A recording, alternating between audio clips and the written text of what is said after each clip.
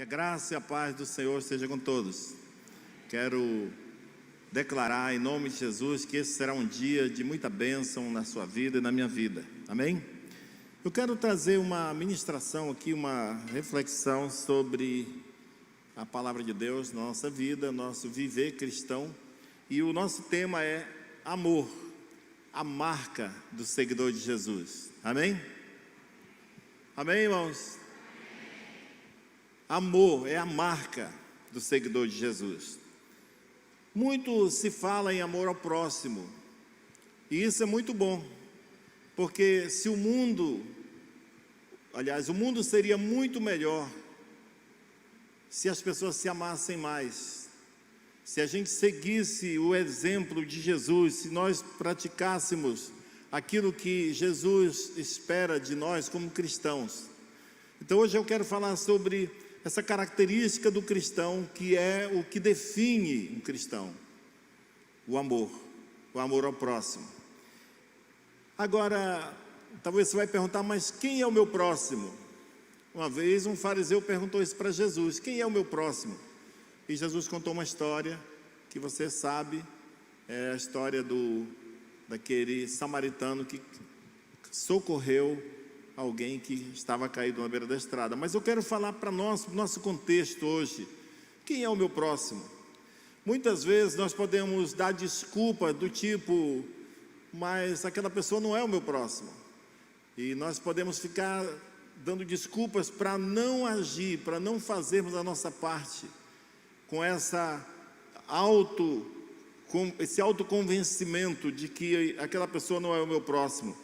Mas o nosso próximo é qualquer pessoa que esteja precisando da nossa ajuda. Qualquer pessoa que necessite de algo que nós podemos fazer por elas, é o nosso próximo. Às vezes a distância física pode até nos impedir de fazer um tipo de ajuda, mas não nos impede de amar as pessoas, não nos impede de orar pelas pessoas. Quem ama, ora. Quem ama, intercede. Quem ama, pede a Deus em favor daquele que está em sofrimento. Então isso é muito importante, que é esperado de todo cristão, que ele se apresente como alguém que tem amor no coração para com as pessoas. Também o amor ao próximo não é uma ação meramente religiosa, é uma ação humana de solidariedade na convivência com os outros. Amor ao próximo não é um artigo religioso, não é algo que se faz como religião, praticando cristianismo somente. Amor ao próximo é um dever de todo ser humano, de compartilhar com os outros, de ajudar uns aos outros, de ajudar na sobrevivência de todos, de se unir para socorrer uns aos outros. Isso é muito importante, isso começa na nossa casa. Você sabia, tem um livro, eu sempre menciono isso, eu gosto dessa frase do livro do John Maxwell, Vencendo com as Pessoas, o nome do livro, que eu aconselho você a ler, um livro muito bom. Ele diz uma frase que eu achei muito interessante, um pensamento. Ele diz assim: o mundo inteiro, com apenas uma exceção, é composto pelos outros. Logo, é muito importante pensar nos outros. Logo, é muito importante se relacionar bem com os outros. Porque além de mim, todas as demais pessoas do mundo são os outros. Então eu preciso me relacionar bem com os outros. Agora, como nós podemos praticar os mandamentos de Jesus, de amar o próximo? Onde fazer isso? É na igreja? É na reunião da célula? É nas nossas relações cristãs, ministeriais? Não. Começa na nossa casa. Quando o marido decide espontaneamente ajudar a esposa lavando uma louça, diminuindo a tarefa. Quando o pai resolve ajudar um filho numa tarefa, fazer algo que ele não está conseguindo. Quando o filho resolve decide na vida ajudar seus pais nas tarefas do dia a dia, resolvendo uma coisa, indo pagar uma conta. Sabe, o amor ao próximo deve estar presente em todo lugar, mas começando na nossa casa. O amor ao próximo pode estar presente e deve estar presente numa empresa. O dono da empresa, o patrão, se colocando no lugar dos funcionários, entendendo as dificuldades deles, querendo saber como que está a vida deles, aconselhando, ajudando-os a melhorar. Está entre os funcionários, cada um fazendo a sua tarefa, mas aquele que vai terminando primeiro, ajudando o outro que está com dificuldade, aquele que tem mais conhecimento, dando dica para o outro. Infelizmente, existem pessoas que não dão dicas, que não ajudam, porque acham que se eu me virei para aprender, então ele também se vire, eu não quero que alguém esteja competindo comigo. Isso é muito grave. Nós, sabe, um cristão que trabalha numa empresa junto com outro, deve estar trabalhando em harmonia, ajudando uns aos outros.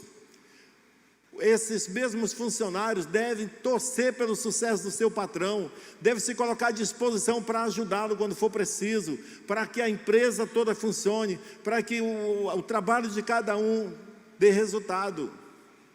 Nós podemos amar o próximo e devemos. Nas universidades, quando você se reúne para trabalhar em grupos, e às vezes tem um que está tendo dificuldade de entender, e você traz ele para o seu grupo, para juntos se ajudarem. Pode ser também e deve ser feito nos hospitais, no tratamento para com os doentes, profissionais da saúde que muitas vezes já trabalham tanto, mas dando um pouco, uma palavra de ânimo para aquele que está sofrendo, fazendo um pouco mais. Nós temos uma informação, inclusive, para passar, que o Dr. Mauro Assato, né, que estava bem mal, e que nós oramos, e que agora já está fora de perigo. Isso foi uma bênção de Deus. Os próprios médicos estão dizendo que foi um milagre. Olha só, profundo amor. Muitos de nós nem conhecemos ele e oramos, ele está uma bênção. Mas o histórico que se tem dele é que ele é um médico que trabalha mais do que a agenda dele de trabalho manda, que estava sempre pronto para servir mais um pouco. Então esse amor ao próximo pode resultar, sabe lá, em vida. Sabe lá quantas pessoas que foram pacientes dele oraram por ele, não é, Iva? Porque sabiam da dedicação dele, e um ajudou ao outro. Os pacientes e familiares deveriam orar mais pelos profissionais da saúde. Amá-los é um dever cristão. No transporte público, quantas vezes a pessoa está dentro do ônibus e tem alguém que já está numa linha longa, de pé, carregando algum peso, mesmo que não seja adulto, mesmo que não seja uma grávida, mas não custa nada expressar amor, oferecer o lugar para o outro. Tudo isso é expressão de amor. No trânsito, quando você está numa fila, numa preferencial, e você vê que tem um carro já tentando sair a tempo, e quando chega a sua vez, dá a vez para ele passar. Isso arranca elogio até dos nossos filhos quando nós fazemos isso. E glorifica a Deus. E mostra generosidade, mostra delicadeza para com as pessoas. Então, o amor ao próximo não é um ato religioso, é uma ação que faz a vida ser melhor dia a dia, que glorifica a Deus e que nos faz crescer como seres humanos, agrega valor às pessoas. Amém, irmãos? Vamos ser assim? Amém? Estou achando que vocês estão muito fraquinhos nesse amém, mas tudo bem. Eu vou falar da Bíblia agora. Isso tudo é assunto bíblico, mas eu quero mostrar para você como na Bíblia isso é tão forte. A questão do amor ao próximo. Nós não podemos ser cristãos, sem amar o próximo. Sabia disso? Não podemos. Agora, o que deve definir um cristão não é a denominação a que ele faz parte, se é pentecostal ou não é. Não é o tanto que ele ora, jejua, lê a Bíblia, sabe mais do que os outros. Não. O que define um verdadeiro cristão, o que distingue ele dos outros, um verdadeiro cristão, é o amor com o qual ele ama as pessoas. Um cristão pode ser conhecido sem ter placa de igreja, sem ter nenhum adesivo, sem estar com uma Bíblia. As ações de uma pessoa demonstram que ela tem valores que só Cristo tem. Então, o que define a gente como um verdadeiro cristão não é o tamanho da Bíblia, não é se você tem uma igreja que você vai todo domingo. O que define uma pessoa como cristão é se ele ama o seu próximo como ele ama a si mesmo, se ele sempre está disposto a cooperar com as pessoas que estão à sua volta. Então nós queremos saber aqui quais são os mandamentos principais do cristianismo, para a gente poder dizer, eu tenho garantia que eu sou um verdadeiro cristão? Porque eu estou dentro desse padrão que Deus estabeleceu. Então vamos saber qual é o principal mandamento. Um dia um fariseu perguntou, um escriba da lei perguntou para Jesus isso. Está em Marcos capítulo 12, versículo 28 e 31, diz assim: quando um dos escribas que ouviu a discussão entre Jesus e os fariseus lá, viu que Jesus tinha dado uma boa resposta, perguntou-lhe: qual é o principal de todos os mandamentos? E olha a resposta de Jesus: o principal é: escute, ó Israel, o Senhor nosso Deus é o único Senhor. Ame o Senhor seu Deus de todo o seu coração, de toda a sua alma, de todo o seu entendimento e com toda a sua força. E o segundo é: ame o seu próximo como você ama a você mesmo. Não há outro mandamento maior do que estes. Olha só. Então, se esses são os dois mandamentos mais importantes do cristianismo, 10 eram muitos, né, para a gente praticar. Na verdade, ninguém conseguiu praticar tudo. E ninguém nem consegue ser um grande exemplo, um perfeito exemplo de amor também, só Jesus. Mas nós temos que perseguir isso, nós temos que caminhar nessa direção, temos que reunir esforços para fazer aquilo que é a coisa mais importante para um cristão fazer, que é reconhecer que Deus, o nosso Deus, é único. Interessante que a primeira resposta de Jesus aqui para o fariseu, qual é o principal mandamento? Ele disse: o principal é esse: ouve Israel, só tem um Deus verdadeiro, e você deve amar esse Deus de todo o seu coração. Isso fala de toda a sua atenção, seus interesses, sua paixão deve estar nele, de toda a sua alma, fala das suas emoções, do seu entendimento, com toda a sua força, fala de todas as suas habilidades. Tudo que você fizer deve ter a ver com agradar e glorificar a Deus. A Bíblia diz: tudo o que fizerdes, fazei de todo o coração, como para o Senhor e não para homens. Então, quando você está trabalhando na sua empresa, você nada mais está fazendo do que facilitando a vida das pessoas e glorificando a Deus.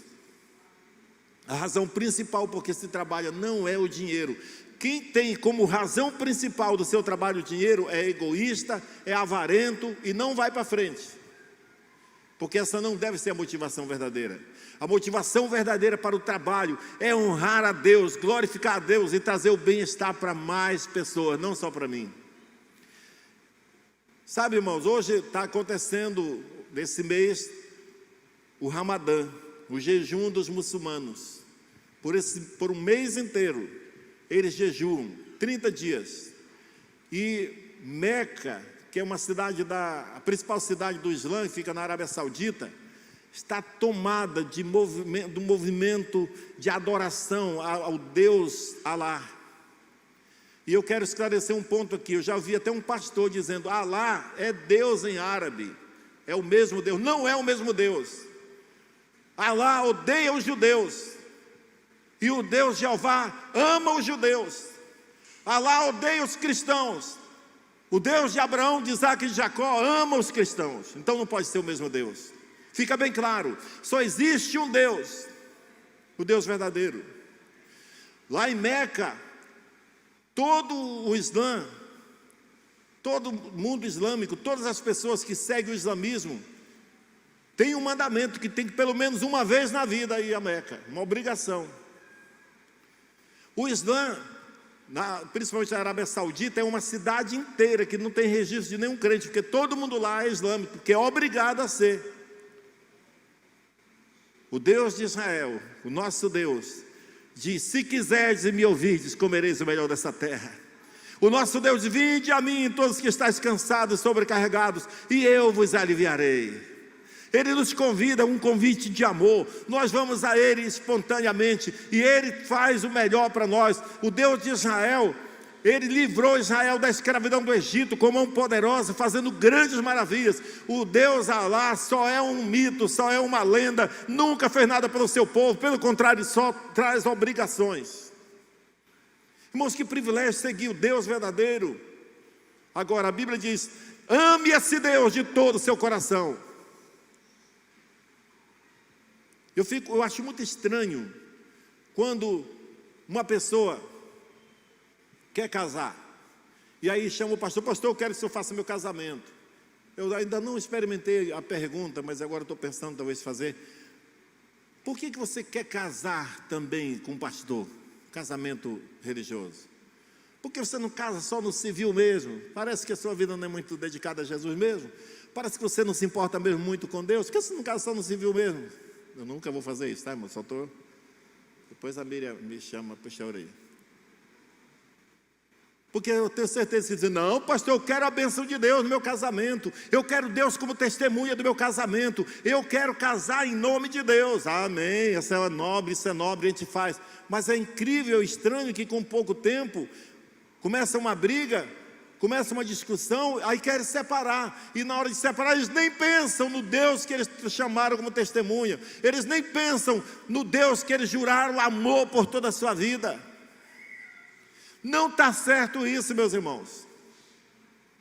A igreja de Deus é composta por pessoas que amam o Senhor seu Deus de todo o seu coração, que tem fibra moral, que não trocam o seu Deus por nada, que não negociam. Sabe, Sadraque, Mesaque e Abednego, 3 jovens que foram levados cativos de Israel para a Babilônia. Para a Babilônia, né, Miriam? E lá na Babilônia, deu uma doida no rei lá, era costume deles fazerem isso. O rei dizia: agora quem vai ser adorado sou eu, que sou Deus aqui. Pronto, quem manda sou eu sou Deus. Faça uma imagem aí bem grande, de ouro, bonito, põe na praça, e vai ter um decreto, vai ser tocado lá um dia uma canção, e quando tocar os instrumentos, todo mundo, a praça lotada, era a inauguração da grande estátua, e todo mundo tinha que ir para lá. Todos terão que se curvar diante daquela estátua, dizendo: esse é o nosso Deus. Mas teve 3 jovens que tinham fibra moral, que amavam o Senhor seu Deus de todo o seu coração, que tinham aprendido dos seus pais: ouve Israel, o Senhor nosso Deus é um único, Ele somente é Deus. Ame esse Deus de todo o seu coração, de toda a sua alma, de toda a sua força. Eles disseram: nós não podemos fazer isso, vamos ficar juntos aqui, os 3. E quando os instrumentos tocaram, foi avisado primeiro: vai tocar o instrumento fulano de tal, disse o nome do monte de instrumento lá, acho que até bateria tinha. E aí quando disse: quando tocar, todo mundo aqui nessa praça tem que se curvar. E quem estiver assistindo pelo YouTube também, lá nas suas casas, lá em Israel também, lá em Babilônia, também se curva. Mas não tinha YouTube, né, irmão? E quando tocou os instrumentos, aquela multidão na praça se curvou, e os 3 rapazes ficaram em pé. Então os funcionários do rei correram lá para ele: rei, tem 3 caras aí que parece que são fortes, eles te desafiaram, eles não se curvaram. E o rei mesmo foi lá: traz eles aqui. E falou: eu vou fazer de conta que vocês não entenderam, mas deixa eu explicar, vocês terão que adorar essa imagem. E quando tocar os instrumentos, todo mundo vai ter que se curvar. E quem não se curvar, nós vamos jogá-lo na fornalha ardente. A fornalha já está acesa. Eu vou mandar acender 7 vezes mais. E quem não se curvar vai ser jogado. E ele diz: fique sabendo, ó rei, se o Senhor nosso Deus quiser nos salvar, Ele nos salvará. Se não, nós vamos morrer, mas não vamos adorar a sua imagem. Meu Deus, que coragem. E o rei disse: toca a trombeta aí, toca os instrumentos. Quando tocar, todo mundo se curvou, eles ficaram em pé. E o rei mandou os soldados mais fortes pegar aqueles rapazes, os 3, amarraram e jogaram na fornalha. Quando os soldados chegaram perto da fornalha para jogá-los, estava tão quente que as chamas mataram os guardas. E os 3 foram jogados dentro da fornalha, amarrados. E daqui a pouco o rei fica lá, meditando, não sei lá o quê, e olha lá para a fornalha, e ele se assusta, que ele vê 3 jovens, aliás, vê 4 jovens lá dentro da fornalha, desamarrados, não estavam lamentando e chorando, nem em agonia no meio do fogo, eles estavam cantando e passeando. E o rei chamou os guardas rápido e disse: não foram 3 os que nós jogamos? Foi, eles não estavam amarrados? Estavam. Pois eu estou vendo 4 lá dentro, e o 4º tem a aparência do filho dos deuses. Rápido, apaga a fornalha, vamos tirar, vamos ver o que aconteceu. e eles estavam vivos. O Deus de Israel honrou a fé daqueles jovens. E sabe o que aconteceu? O rei fez um outro decreto: a partir de agora, o Deus de Sadraque, de Mesaque, Abednego é o único Deus que deve ser adorado no nosso reino. Irmãos, quando você tem uma atitude ousada de fé, por causa do cristianismo, da sua fé, por causa de Deus, Deus te honra e Deus muda a cultura. Sabe por que a nossa cidade ainda não é tão mudada? Porque nós somos superficiais na nossa fé. O nosso testemunho tem sido fraco, e eu estou orando para que Deus levante sobre nós uma geração ousada, uma geração que gasta menos tempo com internet e mais tempo com a Bíblia, uma geração que ama mais a Deus do que seus próprios prazeres. Deus está levantando uma geração assim. Ame o Senhor seu Deus de todo o teu coração. Interessante que antes de Jesus, ninguém havia ligado esse mandamento de amar ao próximo com o mandamento de amar a Deus. No Antigo Testamento tinha sim muitas palavras, versículos sobre amando a Deus e também sobre amando o próximo, mas eram coisas separadas. Ama o seu próximo. O mandamento que mandava amar o próximo, mandava amar como a si mesmo, somente. Mas Jesus inaugurou essa nova lei, dizendo: assim como eu vos amei, ame o seu próximo, ame o Senhor seu Deus, e em segundo lugar, ame o seu próximo.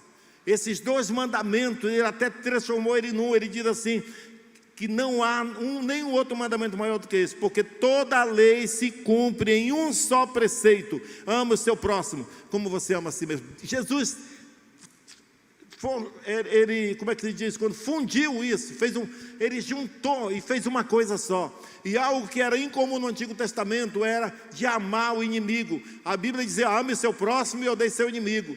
Mas Jesus inaugurou um outro mandamento, e mais superior, quando diz: ame os seus inimigos, façam bem aqueles que vos perseguem. Se o teu inimigo tiver sede, dá-lhe de beber, se tiver fome, dê-lhe de comer. Olha só, Jesus trouxe uma lei, a lei do amor, uma lei poderosa. Então, se nós somos dessa lei, se nós somos súditos do reino de Deus, essas características devem estar tão presentes na nossa vida. Mas o que acontece é que muitas vezes nós não estamos criando os nossos filhos com essa mesma mentalidade, com esse mesmo conceito de um Deus que é único, de um Deus que é digno de ser amado, de um Deus que nos criou. Sabe por que você e eu temos que amar a Deus? Porque foi Ele quem nos fez e dele somos. A Bíblia diz: no princípio Deus criou os céus e a terra.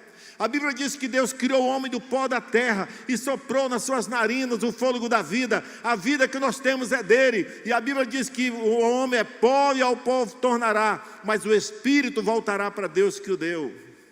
Então ele tem direito de exigir que nós o amemos. Quando nós amamos a Deus de todo o nosso coração, nós evitamos o divórcio, nós evitamos tantas coisas ruins na vida, porque nós amamos a Deus. Não é só por causa do prejuízo que nós teríamos. Então, se esses dois mandamentos são tão importantes assim, nós devemos fazer tudo para não pecar contra eles. Devemos fazer tudo para crescer nesse amor, para que nós sejamos pessoas que glorificam a Deus e não pessoas que envergonham o nome de Deus. As duas provas principais que eu amo a Deus é que eu vou obedecê-lo em tudo. Aliás, há duas provas principais de que eu amo a Deus. A primeira é: eu irei obedecê-lo em tudo. Você vai dizer: eu amo tanto a Deus que, se depender de mim, eu vou fazer todos os esforços. Eu posso até pecar, eu posso até desobedecer, como um acidente, como eu não tendo conseguido, mas que a minha determinação do meu coração de obedecer a Deus, e a obediência no tocante ao amor a Deus, é amar o próximo. Se alguém me ama, guardará a minha palavra, diz a Bíblia, João 14,15. Jesus disse: se vocês me amam, guardarão os meus mandamentos. As palavras de Jesus nesse texto refletem as exigências do pacto deuteronômico. Jesus estava ligando e dizendo sobre o dever de amar a Deus acima de tudo. Está escrito em Deuteronômio 6, 5 e 6. Em 1 João capítulo 2, versículo 4, diz: aquele que diz, eu o conheço, mas não guarda os meus mandamentos, aliás, não guarda os seus mandamentos, esse é mentiroso, e a verdade não está nele. Ou seja, se eu digo que eu sou cristão, mas eu vivo ao contrário do cristianismo, eu estou mentindo. Porque a principal característica do cristianismo é o amor ao próximo. O verdadeiro seguidor de Jesus não é alguém que só fala, mas é alguém que pratica o que fala. A verdadeira característica do seguidor de Jesus é que ele cumpre a sua palavra. Sabe, irmãos, às vezes eu tenho vontade de fazer o seguinte: quando a pessoa vem entregar a vida para Jesus, ela foi tocada por Deus, ela vem, e a gente diz: você está recebendo Jesus como seu Senhor, Senhor que manda, como dono da sua vida. Você concorda com isso? Ela diz: concordo. Então assine aqui, irmão, para a gente guardar, porque pode precisar mais na frente. Porque parece que a gente às vezes está brincando de cristianismo. Eu não estou falando dessa igreja, essa igreja é uma bênção de Deus. Estou falando dos cristãos em geral, e muitos de nós às vezes estamos vacilando nisso. Parece que estamos esquecendo daquele compromisso que nós fizemos diante do altar, aquele compromisso de chegar diante de Deus e dizer: eu entrego a minha vida, o Senhor que manda em mim agora, e no dia seguinte se levanta com outras vontades. Ah, mas eu não concordo que seja assim. Ah, tem até quem diga que a Bíblia tem que ser atualizada, vocês já viram isso? Ah, ela não concorda com o meu estilo de vida agora, com o que a sociedade humanista e pecadora está dizendo. A Bíblia está diferente, então eu não tenho que mudar, é a Bíblia que tem que ser atualizada. Isso é do inferno. Não faça aliança com isso. Você não entregou sua vida para Jesus? Então, deixa Ele guiar a sua vida. Olha o que a Bíblia diz em João 1 João 3, 18 e 19. Filhinhos, não amemos de palavras, nem da boca para fora, mas de fato e de verdade. Amém? Ah, irmãos, Deus está procurando uma igreja que começa a despertar para isso, e começa a ser radical com a palavra de Deus, que não vai se curvar, sabe? De repente, tudo bem, saíram os decretos da prefeitura, tudo bem, nós seguimos. Se sair de novo, não vamos obedecer de novo, porque nós vivemos em sociedade, debaixo de um governo e tal, e até porque a nossa fé não está atrelada a esse prédio. A nossa fé é a nossa fé. No Antigo Testamento só se adorava lá no local em Jerusalém, mas no Novo Testamento, eu e você somos o templo do Espírito Santo. Nós podemos adorar em todo lugar que nós estivermos, embora nós precisamos nos reunir como igreja. A Bíblia diz: não deixai de congregar. A vida cristã é relacionamento. Mas se saísse um decreto, e olha que não vai demorar muito para sair. Você sabia que tem um decreto ou um planejamento das autoridades querendo proibir, só falta ser aprovado, proibir de ter Bíblia nas bibliotecas das escolas? Você não acha que isso é o começo para daqui a pouco dizer: agora está proibido vocês orarem a Deus, porque esse Deus aí não está com nada? E será que se saísse um decreto dizendo: irmãos, ou povo, cidadãos de Boa Vista, do Brasil, está proibido adorar a Deus em qualquer lugar? Será que ia ter cristão que ia dizer assim: ah, ainda ora, não, tem um decreto, né? Não, está certo, a gente não vai mais adorar não. Irmãos, um dia, lá na Pérsia, Daniel, era da Pérsia, né, Márcia? Que o Daniel estava no Império Persa. Daniel era um jovem judeu também, que tinha um cargo no palácio, no governo da época. E os ministros lá dele, que era de esquerda, da época, que era contra Deus, porque agora, irmão, falar de esquerda e direita não é mais coisa política não, tá? É porque mesmo todo aquele que defende os valores, que é conservador, é considerado de direita. Quem não defende é de esquerda. E os valores são casamento, são o homem é homem, mulher é mulher, Deus é Deus, eu sou cristão.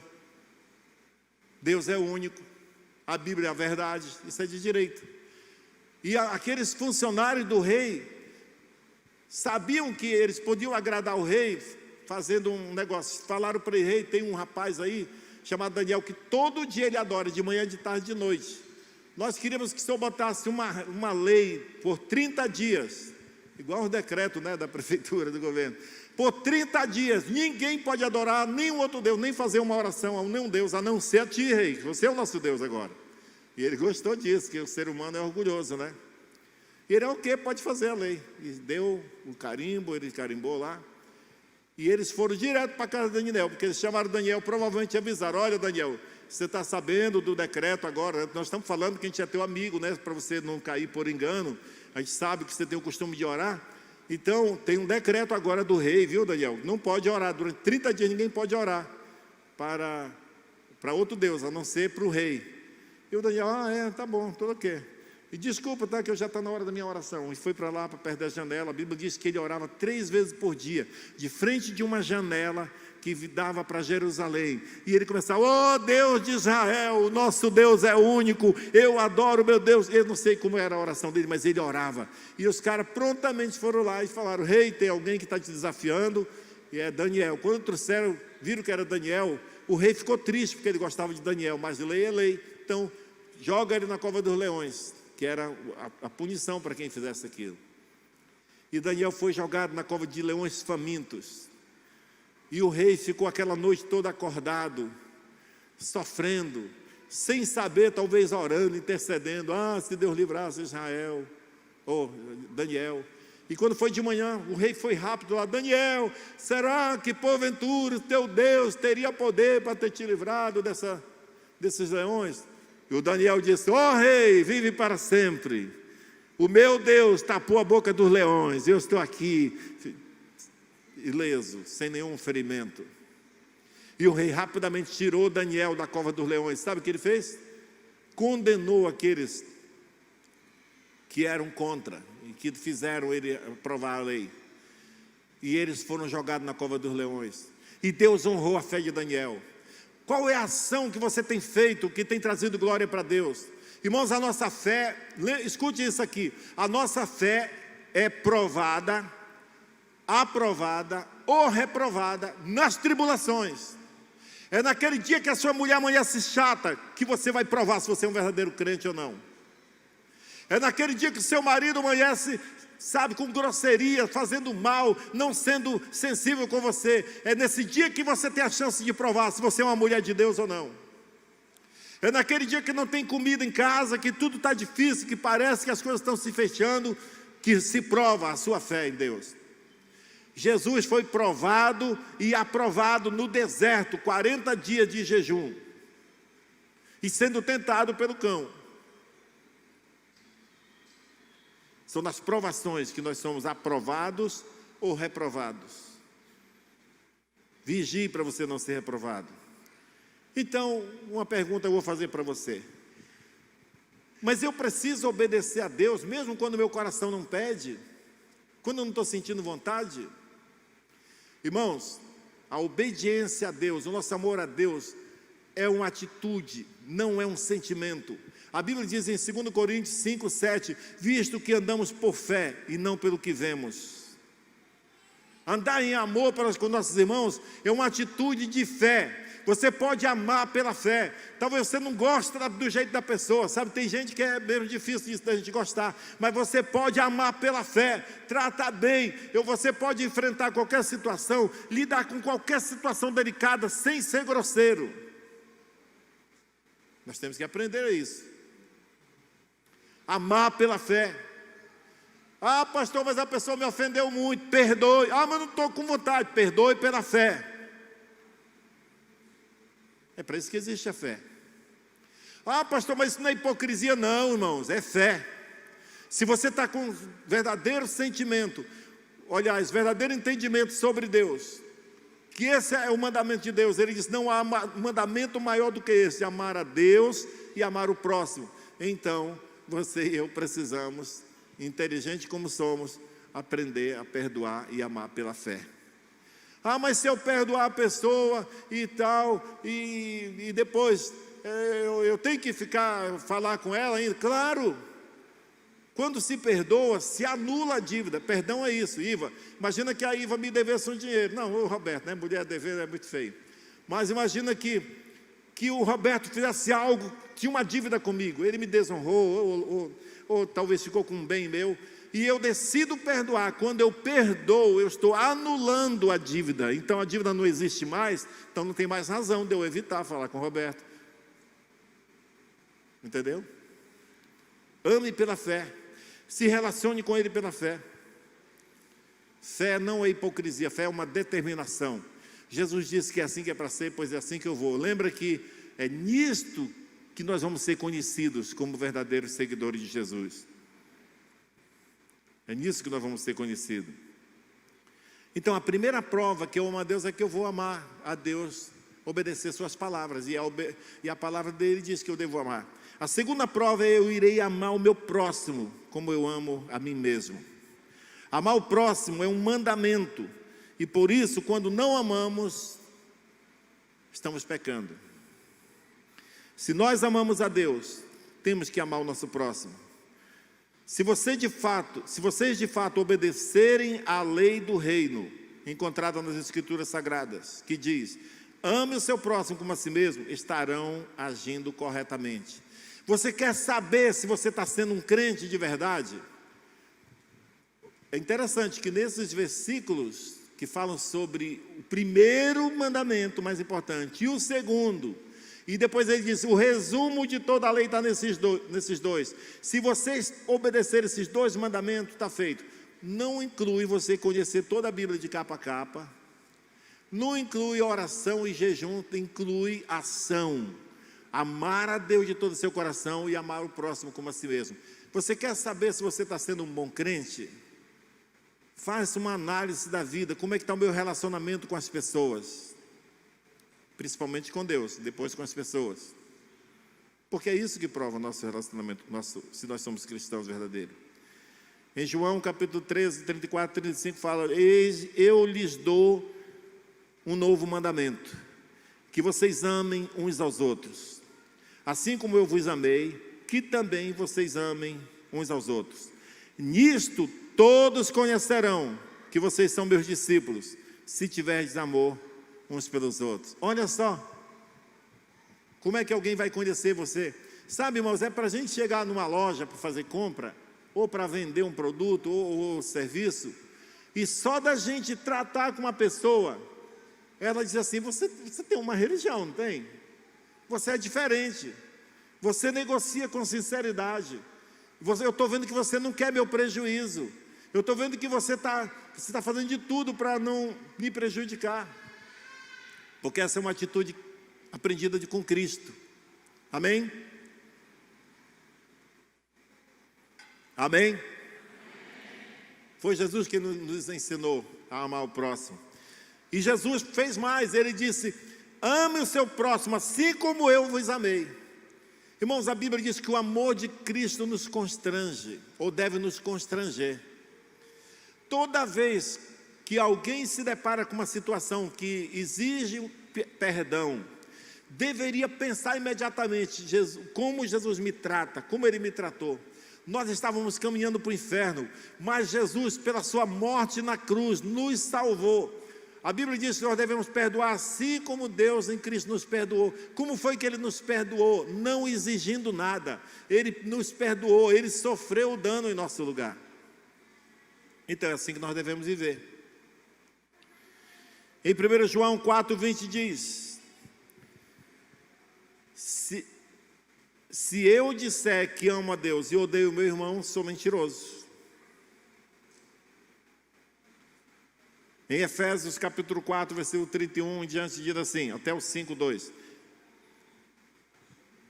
que não haja no meio de vocês qualquer amargura, indignação, ira, gritarias. É errado gritar com o filho, irmão? Quando o filho está assim, fazendo estripulia, o pai dá um grito, a mãe dá um grito. É certo ou errado? Hein? Errado, a Bíblia diz, sem gritaria. Olha, que não haja no meio de vocês qualquer amargura. Amargura é você ficar com a cara fechada, você está amargurado. Hoje eu não estou com vontade de amar ninguém. Hoje eu não estou disposto a sorrir com ninguém. Hoje eu não estou disposto a me relacionar com ninguém porque estou amargurado, me maltrataram. Não haja no meio de vocês. Se você é crente, não deve guardar isso com você.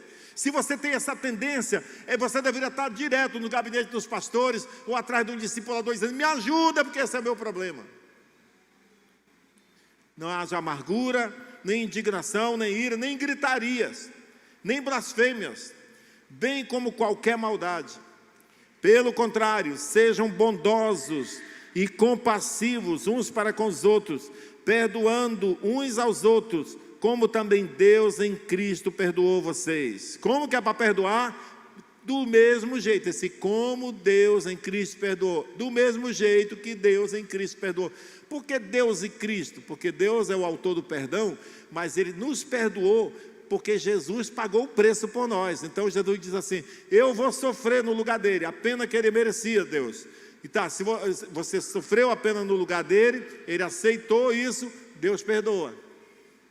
Então, do mesmo jeito que Deus perdoou, Jesus assumiu o nosso sofrimento, então assuma o dano. O cara te causou prejuízo, perdoe. Mas você vai ficar com prejuízo, pois fique, a Bíblia diz, assuma o dano, como Jesus fez. Adolfo, Jesus não assumiu o sofrimento no teu lugar? É exatamente isso que a Bíblia está dizendo. Não exige que o outro se corrija, perdoe você, assuma o dano, o prejuízo. É assim que é para perdoar. Porque tem gente que diz: pastor, eu posso até perdoar, mas a pessoa ficou me devendo, me deu prejuízo, só se um dia me pagar. Irmão, então você não está vivendo o cristianismo, porque o cristianismo diz: assim como Jesus te perdoou. Jesus estava lá na cruz, o soldado estava ferindo ele com a lança, batendo na cabeça dele com uma coroa de espinhos, e eles nem estavam querendo pedir perdão, nem pensando nisso, e Jesus estava dizendo: Pai, perdoa ele, porque eles não sabem o que fazem. Estevão estava sendo apedrejado, e diz: Pai, Deus, Jesus, não leve em conta o pecado dele, não condene eles por esse pecado. Olha só, é isso que é cristianismo. É isso que é cristianismo. Se nós não aprendemos essas coisas, a gente pensa assim: meu Deus, quando o Estado Islâmico botou a espada no pescoço daqueles cristãos lá, que nós vimos na televisão, né? Quem viu? O Estado Islâmico degolando pessoas. Eles falavam: se você só negar, eu te libero. E por que aqueles caras não negaram? Por que eles morreram? Porque eles sabiam que o amor deles por Deus era maior do que qualquer coisa. Eles não tinham suas paixões, seus interesses, nem amor pela sua própria vida, mais do que por Deus.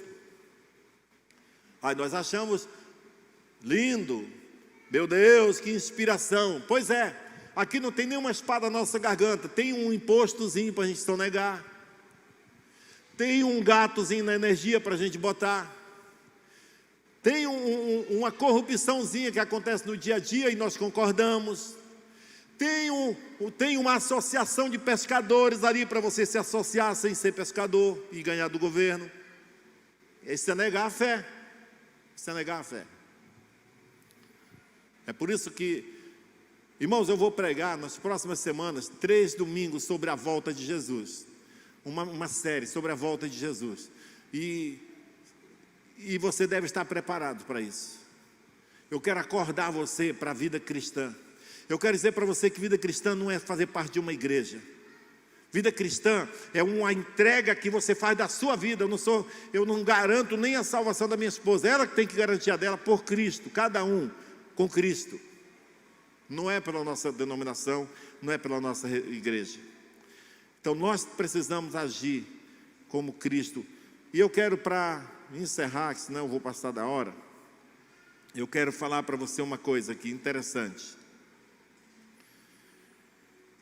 Repetindo esse versículo: eu lhes dou um novo mandamento, João 13, 34, 35. Eu lhes dou um novo mandamento, que vocês amem uns aos outros, assim como eu vos amei, que também vocês amem uns aos outros.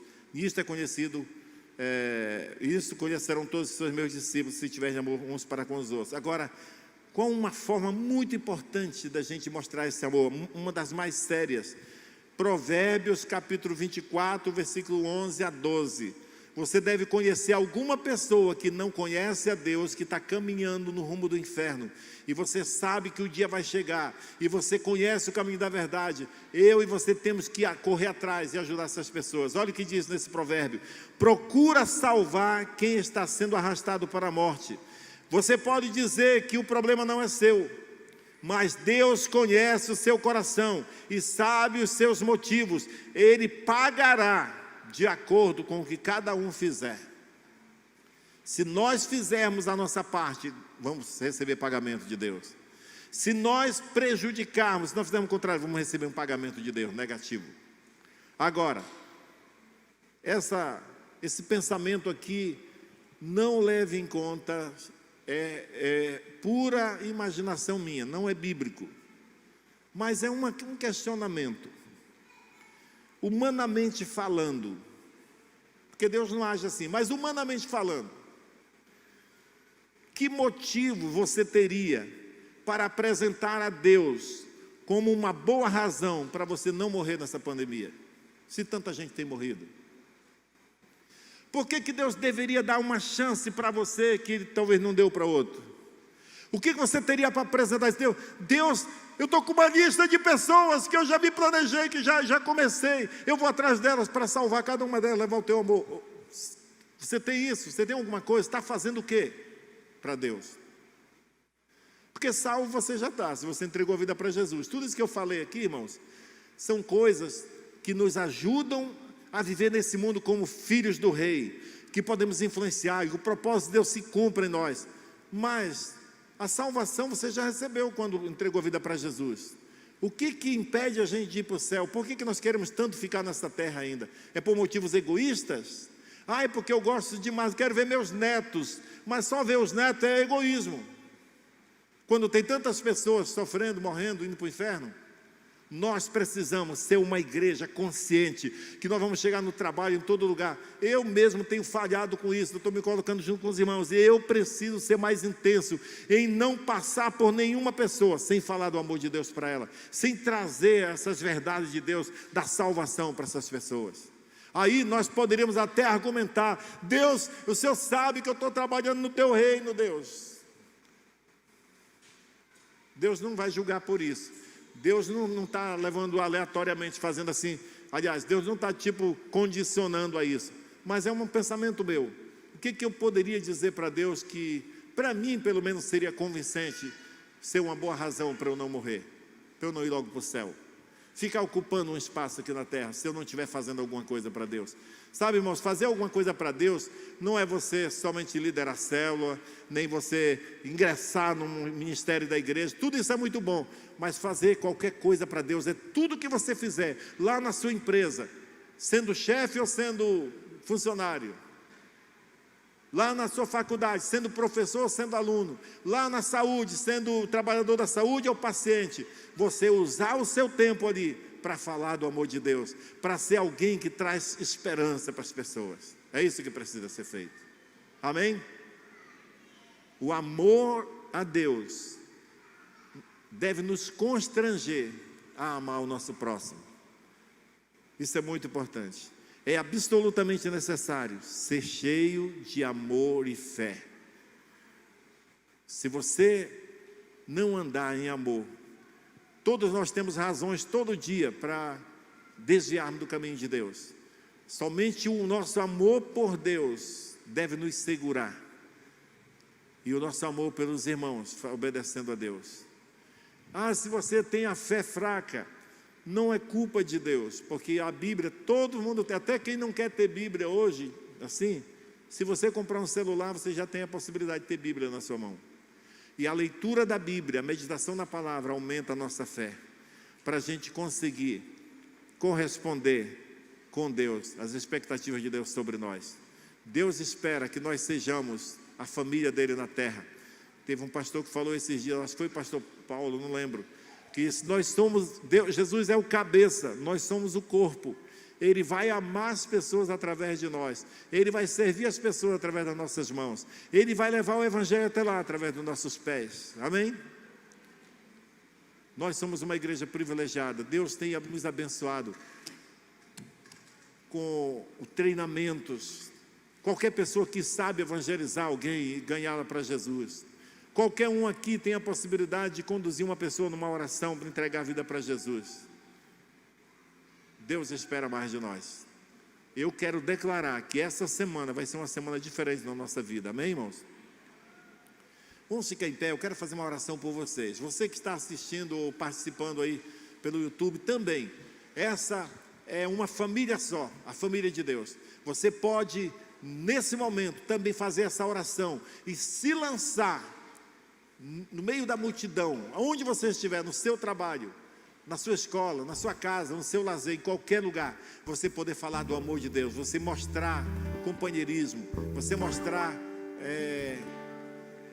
interação com as pessoas, você ser alguém que ama, você estará divulgando o Evangelho de Cristo.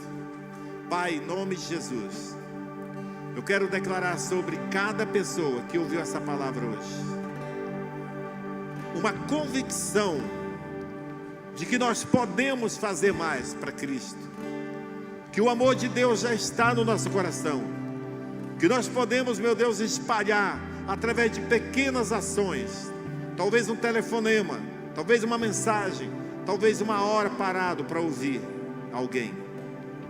Eu oro, meu Deus, que o Senhor levante essa igreja como aquela igreja que o Senhor diz: eu encontrei um povo na face da terra que coopera comigo, que ajuda a avançar o reino. Não um povo pesado, um povo que é dependente, que apenas consome, mas um povo que sabe o valor que eles têm. Ó Deus, que cada um aqui receba agora esta unção, a unção de libertação para outras pessoas, esta unção que os faz amar acima do normal, que se torne um padrão para essa sociedade. Eu abençoo a sua vida nessa manhã. Eu declaro sobre a sua casa, sobre a sua vida, sobre os seus filhos, o amor de Deus, a proteção, essa segurança que Deus dá. Você é filho de Deus, você é um mordomo do Senhor, você tem bens que Deus te deu para distribuir para todos os outros, em nome de Jesus, em nome de Jesus. Eu quero encerrar esse culto agora dizendo para você o seguinte: 2 Coríntios capítulo 5, versículo 14, que diz que o amor de Deus nos constrange. Eu declaro sobre a sua vida isso, uma semana de reflexão, onde a palavra de Deus vai fazer parte do seu dia a dia, onde a palavra de Deus vai ter um lugar de honra, de destaque, e você vai crescer em Deus, e você será usado por Ele para conquistar muitas pessoas. Eu te abençoo, em nome de Jesus. Amém.